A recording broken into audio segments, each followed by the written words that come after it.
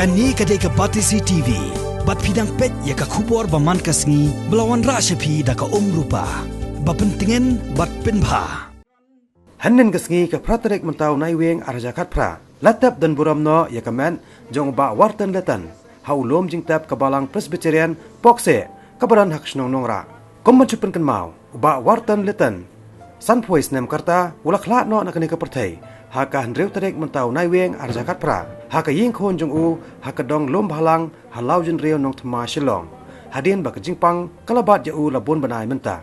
Uba Warton Lytan ula e no sadien ya ka kurem ikong penroy lang kharsandi bat kilai ngot ki khon bakan thop ya wei khon chenrang bat ar ngot ki kon kantai.